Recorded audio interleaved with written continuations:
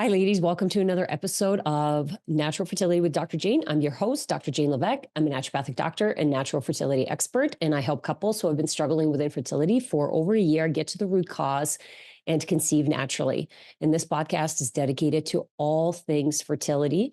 Now, I'm a natural fertility expert because I believe that pregnancy is a natural process. So when it's not happening, something is missing. And I believe that the body is capable of healing. It has a tremendous capacity to heal when we put it in the right environment. So I dedicate this podcast to educate women all around the world to help them understand how their body works and what their body needs and what their body's trying to tell them when it has symptoms, whether it's low energy, low progesterone, autoimmune, endometriosis. Those are all signs and symptoms of some imbalance in the body. So I want to educate you guys. I want to empower you and help you understand and take control of your fertility journey. So today I want to talk about birth control. This is a hot topic. Now, this is for those of you who haven't even started trying yet, or maybe you just went off birth control and it's only been a couple of months and now you're starting to try. And the biggest question is, do I need to do anything post birth control? Or I don't really know, like I'm thinking about this fertility journey, but I don't really know what to do because there's a lot of information and I haven't really started trying yet, or we just started trying and I don't want to make mountains out of molehills. And so I want to educate around birth control because millions and millions of women have been and continue to be on birth control. And I still think that women are missing a full informed consent and an understanding of what the effects that birth control actually has on our hormones and on our bodies long term. And I was one of those women. My doctor told me, I remember I was 16 years old and I was starting to be sexually active. I didn't tell my parents that I went to the doctor and I just wanted to go on birth control because I wanted to prevent a pregnancy. And it was honestly, I remember it was like the cool thing to do. If you were on birth control as a teenager, it was cool because it cleared up your acne and your boobs got bigger. It Maybe you had some water retention, but for the most part, everyone only talked about the good part about birth control, that you didn't have to worry about getting pregnant, but nobody talked about the side effects. And I remember when my doctor, I asked him, like, are there any side effects? And should I be taking a break 6 months or a year? And he's like, no, you can be on it for forever until you go into menopause. And then you can just be on hormone replacement therapy. And I was 16 years old. And at that time, I was like, that's weird. I don't believe you. Even though I had no intention, I didn't know what naturopathic medicine was yet. I didn't even have a place where I knew what I was going to do for university. It was literally an internal reaction to say, hey, that doesn't make any sense. You're telling me I can be on something to block my period and to regulate it entirely. And I can be on it for the rest of my life and there's no negative repercussions. So I want to talk to that voice because I think a lot of women have that voice, but we just don't listen to it. We think that that's a voice that we need to suppress as opposed to listen and see that there's something there. So of course I just went on birth control because that was the best option for me at the time.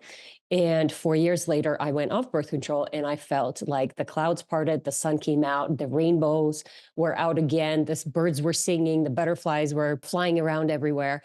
And this was the slow, gradual change that I actually didn't really notice because it wasn't the moment that I started to take birth control. I started to have anxiety, depression, and started to gain weight that I then couldn't get off. It was actually 3 years later, 4 years later, where I just started to feel like I wasn't myself. I was highly emotional.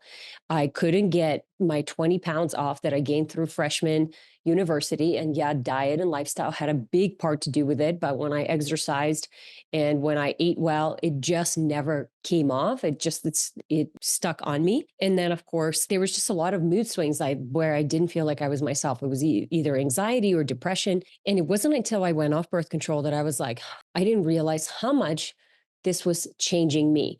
Now, there's, of course, also research in terms of how it changes your smell, your sense of smell, and the kind of partner that you're going to attract.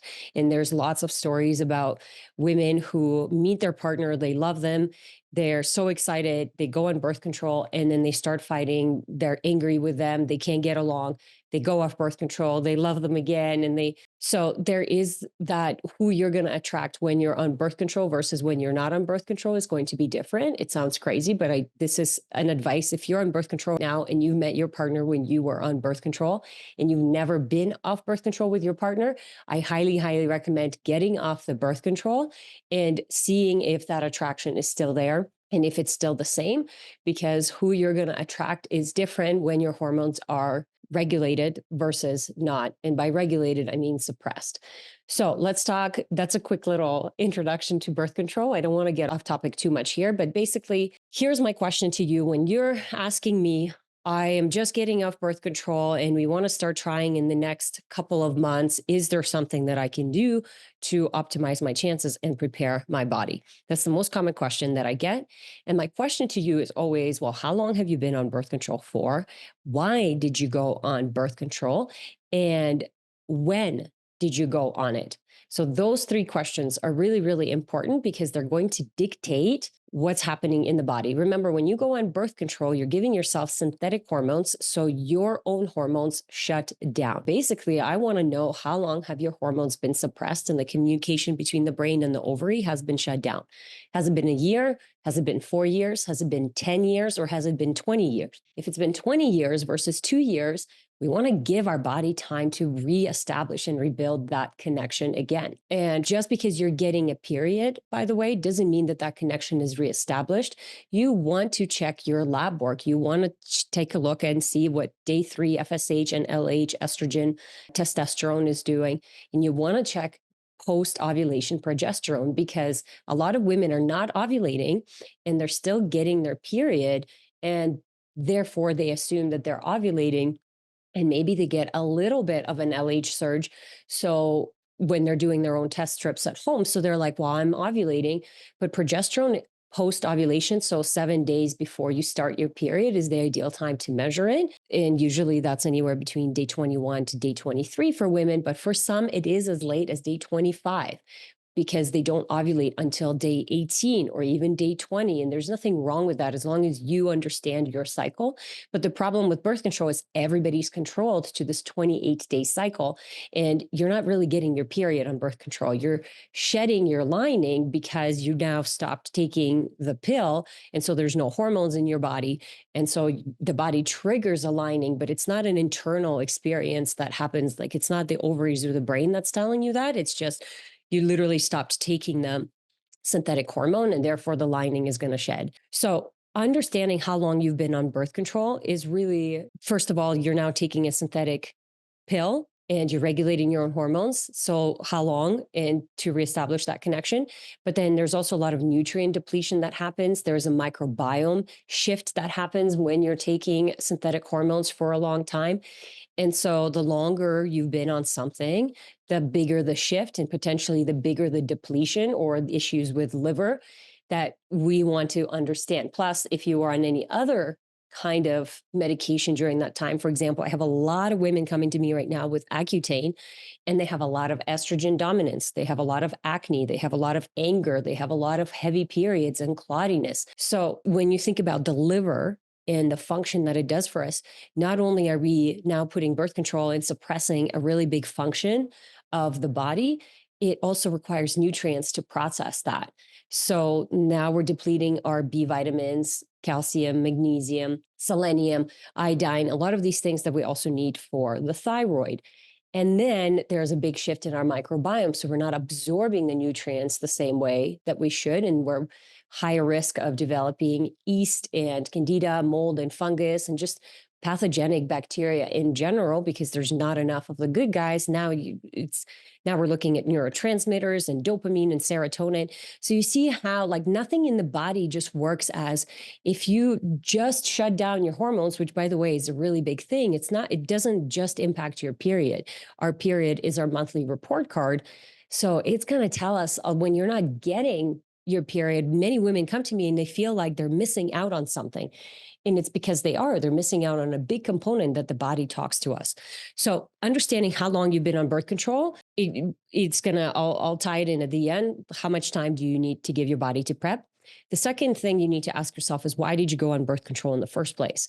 Was it for birth control reasons, or was it to control your period? Did you have irregular cycles? Did you have really painful cycles? Did you have really short cycles, really long cycles, really heavy cycles? Why was it for your acne? Sometimes it has nothing to do with the menstrual cycle, although we think that you go on birth control, but in reality, it has a lot.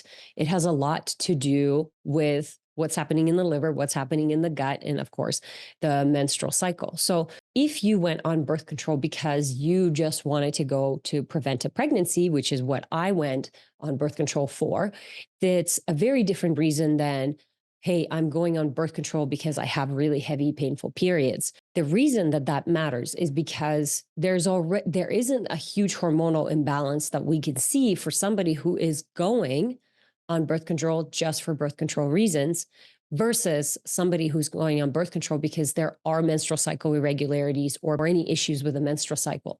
So what we're doing when we go on birth control is like just putting this giant Band-Aid on the person to say, hey, let's regulate your hormones just by putting you on birth control, which, by the way, you don't regulate your hormones, you're suppressing your hormones. That's why all of the symptoms go away.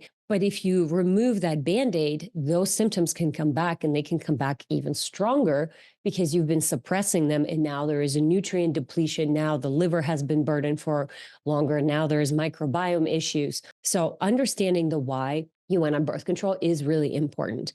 The last thing is, when did you go on birth control? Now, this might seem silly, but if you went on birth control really early on in your teenage years, so when your cycle, your relationship between the brain and the ovaries was still establishing, chances of your system having a harder time for the cycle to come back. And more importantly, it's not just the menstruation that I'm looking for. I'm looking for a robust ovulation. So once we start our menstrual cycle, so for some women, it's at 12, 13, 14, 15, and some, of course, start a little bit younger. So if we're starting younger, we're looking at some hormonal imbalances already versus starting a little bit later. The same thing, it's just a different axis. If you started your period later, like I did, we're looking at more at stress, body athletes for the most part, nutrient deficiencies.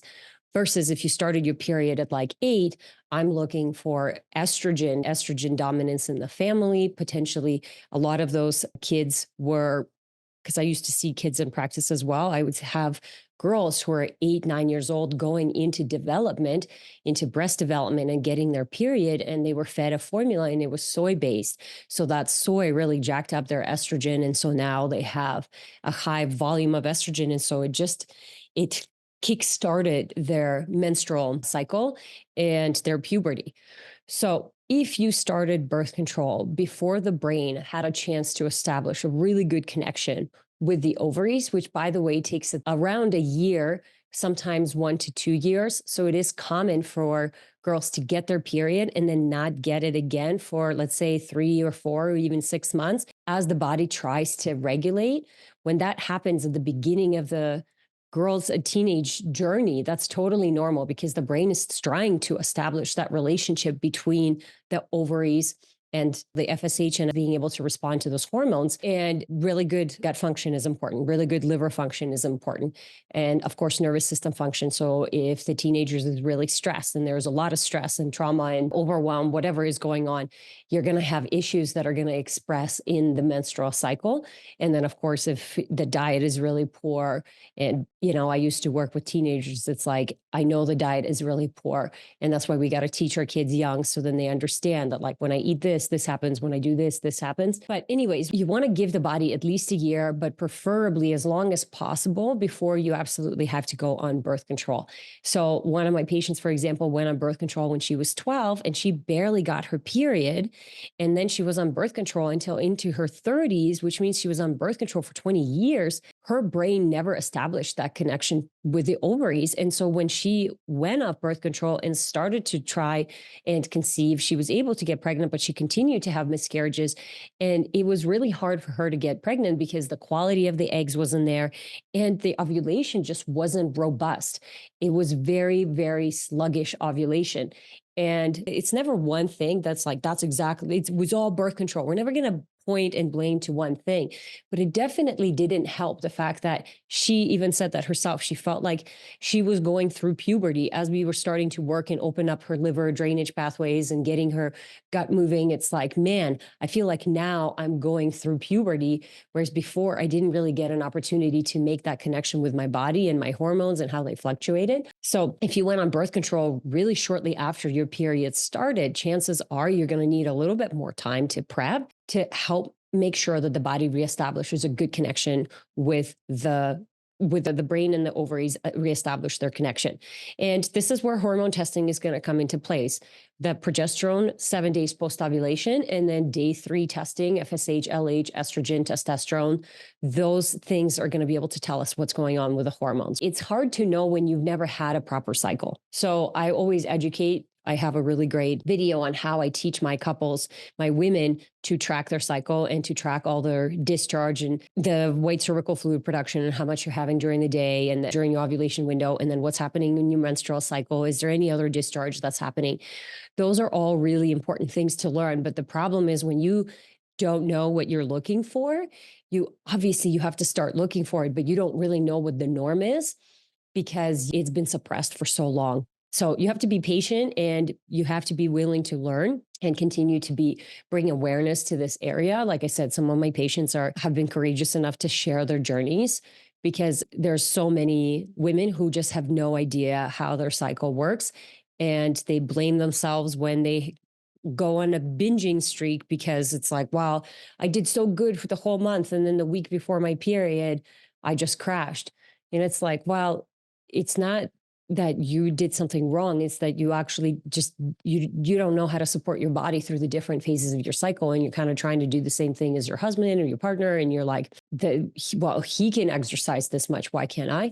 So the female hormones, we fluctuate throughout the month. And what we do every month is very, very different. How we need to support ourselves. And knowing that information is so, so powerful. I believe that a lot of the women who have been put on birth control, it's like, well, our mothers didn't know what it was. Like, I know my mom had no idea, and she never really taught me about the menstrual cycle at all. It was just a thing that happened. And so then, of course, you're going to be shy, embarrassed, not really talk about it. And if you have any issues, you're just going to want to suppress them and make them go away because there's a lot of shame that's associated with it.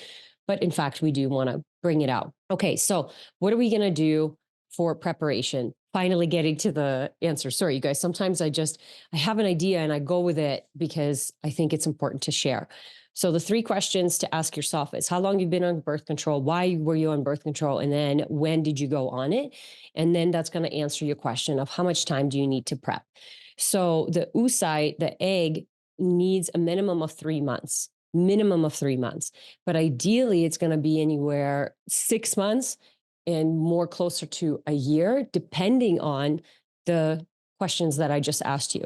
So do you have underlying issues that are going on that have never been addressed, that are impacting the function and the health of your mitochondria, which is basically the essence of fertility and what we need to focus on? And with that, is there any liver, any gut, any detoxification pathways, drainage pathways that are blocked? So are basically impacting your mitochondria. And even if you start to put a bunch of nutrients into your body, if you have a lot of toxicities, if your gut isn't working well, you're not going to get as much as you need to out of these nutrients. So ideally, you want to give yourself minimum 3 months, but preferably 6 and sometimes even 12. And when I'm working with my patients, depending on how severe the case is, 12 to 18 months it can take to get those ovaries, and sometimes it's the sperm as well, to get the mitochondria function up to where we need it to be in order to be able to not just to get pregnant, but to be able to carry that pregnancy to term. And then for the mother to have enough left over to have the energy to make the breast milk to be able to support that child for another 6, 18 months postpartum. It's not just about that first little bit of pregnancy. It's really being able to withstand that whole marathon that's coming that actually is a 2-year process. And I think in our day and age, it's just really hard to understand and to grasp. We're so used to this quick gratification. You're like, 2 years. No, once I get pregnant, then my body will handle it. And it's like, wow, it's like saying, once I start the marathon, then I'll just be able to run it. And in reality, that's not the case. If you've ever done any kind of physical feats, you know that it gets harder the further you go. And yeah, there's periods where it's like, oh, it feels light, but then you have to make sure you have proper nutrition. You have to make sure you put the training in to know that your body can withstand that stress. And so if I can get women to stop thinking like, well, once I get pregnant, then my body will just be able to do it. Instead, it's like, well, what is my body missing now? Do I have the energy and the vitality? Do I wake up in the morning and feel like I can take on the day? Do I have cool, calm, peaceful energy, or am I constantly thinking and worrying about things and overthinking every little thing? And I'm just in this fight or flight zone all the time.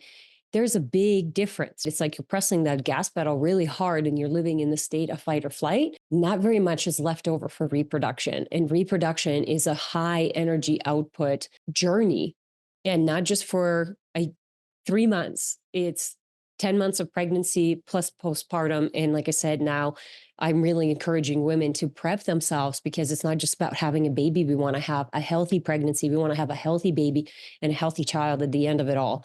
So minimum 3 months, you guys, minimum 3 months. And for some of you are like, oh my God, how did I not know about this information? Listen, just give yourself 3 months. And if you feel really good, that's great. What's another 3 months? Like sometimes we hyper focus on, well, I'm ready to start trying now. But what's the difference if your baby is born in January versus in March or April? But they will have a stronger foundation. You will have a better pregnancy and less complications. And I know people are like, but you can't really predict that, but you really can. You really can. And you can see it. You can see it. The women that take their time to prepare and put in the work and the effort, yeah, they have still some bumps on the road, but they're nothing like when we don't prepare. I think that it's at this point, it's ignorant to say that, well, I don't think that it matters. Where in reality, there's a lot of research and clinicians like myself who are sharing their patient stories and showing that, in fact, it does really matter. And so giving yourself a minimum of 3 months of going and cleaning up. And I'll tell you the 3 things that I do with my patients, and then going into 6 months if you can. Because if you don't have any issues and you haven't had any issues with your period and you haven't been on birth control for a really long time and you've had a pretty clean environment and you've dealt and you've done your mental and emotional work and you've dealt with your traumas, then like 3 to 6 months is perfect. But if you've had issues, whether it's mental, emotional, or physical, but you've had issues in your body that you haven't dealt with, and whether it's digestive and you're on a bunch of medication for GERD for the last 10 or 15 years because heartburn, or you're constipated, or you're bloated all the time, or you're carrying extra weight that you can't seem to lose, or you have really painful periods and you needed surgery and all of this stuff, it's like, well, then you need to make sure that you're adding extra time to that, because now we're trying to reverse disease and overfill your cup at the same time. And that's just going to, like, first we got to reverse the disease and then we got to fill up the cup, which brings me to, like, here's my approach. You got to clean up your environment. Avoidance is the biggest way that we can clean up these toxins. And there's no hiding it now that phthalates, parabens, PCBs, pesticides and herbicides like glyphosate and atrazine, heavy metals are all really impacting our fertility, because they're all really impacting mitochondria. The mitochondria goes into this battleship mode where it's trying to fight off these infections, these pathogens, environmental toxins, and there is very little energy for the actual hormone production and the oocyte development that needs to happen in order for the fertilization to occur and to be successful. And so we need to learn and understand our environmental toxic load. And my big hitters are always food, water, and air. And not necessarily in that order. It really just depends on what's happening for you. Some people have a lot of allergens in their home that they don't realize can actually be really cleaned up by a good air filtration, like the Jasper that I use and I talk a lot in my social media, where if you turn it up at nighttime and when you wake up in the morning, your eyes are no longer itchy and you don't have this postnasal drip. That was the quality of your air. You just improved the quality of your air, and all of a sudden, your immune system doesn't have to react to it. The same with water, for example, or food. It really depends on the symptoms that are happening, but you're just not going to do them all at the same time. But you should be prioritizing and getting a good source of water, a good source of food, and then getting your air inside your home as clean as possible. And then, of course, spending time outside, providing that the air outside is good. So, cleaning up your environment, number one. And then we need to detox. So, because we have been in such a toxic environment for a long time, a lot of us have not been aware. Now people are finally, it's becoming more mainstream and people are talking about it. But in reality, this is something that some of my practitioners that I've been following and adoring for, they've been talking about for the last 50, 70 years. And of course, these practitioners are retired now or even passed on, but they've been talking about these environmental toxins for a long time. And they say these are nasty chemicals. We don't know how they're actually impacting the body. And we see that they're the mitochondria and we see that so it's going to accelerate aging. And that means the reproductive system is not going to work the same way. And then, of course, it's like the mitochondria is basically the lifeline of our cells. So if the mitochondria is not working well, you're going to see a lot of early aging signs. And a lot of my women who've been struggling with infertility, they have early gray hair that they've had, and they've had a lot of fatigue, a lot of low hormones, which is what our mitochondria does. So if we've been exposed for a long time, and chances are you have been, and sometimes even in the womb, in infancy, you have to detox. Now, in my Fertility 101 membership and in my Maximize Fertility membership, I put people through a 10-week detox. That's a preliminary detox that everybody has to do because it's like when you walk into a house and you can't even see what's broken or what's like really needs attention because it's just so dirty and messy in there, and you have to do a general sweep. The 10-week detox is what allows me to help my patients clean up that debris, and then we can see what's left over. So we focus on improving the function of the gut, the liver, the kidneys. We get my patients sweating quite a bit. And that 10 weeks is about almost 3 months. So we take a little bit of time to prepare. We take a little bit of time to exit, if you will. And then the last thing that I do is you boost your nutrients. You really boost your nutrients as much as you can. So from the eyes of birth control is, hey, you get off birth control if you want to get pregnant in the next year. You want to make sure that you clean up your environment in as much as you can. And obviously, like once you're pregnant, that's going to be so critical because the more that you expose yourself, it's literally just going into the placenta, into the bloodstream, and really impacting the nervous system of the baby. And we're seeing a lot of issues with children and really high toxic load in really young kids, where we know it's not something that they've accumulated for the 2 or 3 years that they have been on this planet. So this is coming from the mother, from the placenta, and we want to be really aware of those things. Now, it's food, water, and air. You're cleaning those things up as quickly and as efficiently as you can. Then we detox, and then we really boost nutrients. And when I talk about boost nutrients, I take some courses and I follow some mentors who have been in the space for a really long time, decades. And the level of nutrients that you need to take is so much higher than I think most people realize. For example, CoQ10, the common dose is like 100 milligrams, maybe 200 milligrams. The form and the delivery of that CoQ10 also really matters. For example, there's versus ubiquinone, and ubiquinol is the better form, and we can go up as high as 600 milligrams a day, and even doubling that, 1,200 milligrams a day. So when I see a lot of people who say, well, natural medicine didn't work, or I took CoQ10 and it didn't really do anything, my question is always, well, is the environment clean? Is the gut working properly? Is the liver doing what it's supposed to be doing? And does it have the nutrients that it needs? And then when we add that CoQ10, what was the dose you added? What was the form? How long did you take it? So there's so much more to unpack here, you guys. And this is why I provide the education so you can open up your eyes to the fact that, hey, pregnancy is a natural process. And if you want to do this well, and I mean, you want to have a healthy pregnancy, you don't want to have a pregnancy that debilitates you, and you want to have an empowering birth experience and a healthy child at the end of it all, you need to invest into yourself, essentially, into this knowledge, into this education, because it's not something that you're going to unlearn. It's just like learning to ride a bike. Once I know how my menstrual cycle works, I'm not going to unlearn that information. And once you understand how to support yourself through that, yeah, there's times where things change and you need to stay up to date, whether it's with your research or with your practitioner. But for the most part, these are just basic tools that we need to teach ourselves so we can pass this on to our kids, because that's really what I'm passionate about, is this generational health. And I share a lot of stuff around my kids on social media because I want to show people that in 10 years down the road, when my kids are going through puberty, it's going to be a very different experience than what even I believe puberty to be, because everyone assumes that, well, puberty is just crazy. The kids are nuts. They hate you. And it's like, well, I don't think that that has to be true. And just like, I don't think kids have to eat garbage for dinner or for lunch because they don't eat anything else. So they just have to go to McDonald's. And it's like, well, my kids don't even know what McDonald's is or Happy Meal is. So I don't think that has to be the case. And that's why I share it, because I just want to see it for myself, because I don't think that it has to be any certain way. I think I actually get to choose. The societal norms for sure put a lot of pressure on us, but we can break away from that and really just look into the body and decide what is it that we want for ourselves. So if you guys are interested in being walked through this process and helping you prepare for a pregnancy, my Fertility 101 membership is available. This is where I do group coaching twice a week. You're going to get walked through the 10-week detox, how to clean up your environment, how to optimize your nutrition, how to boost your nutrients, and to really help you prepare for a beautiful pregnancy ahead. I encourage you to click the link below and check that out. Always send us a DM if you have any questions. We're so happy to answer those.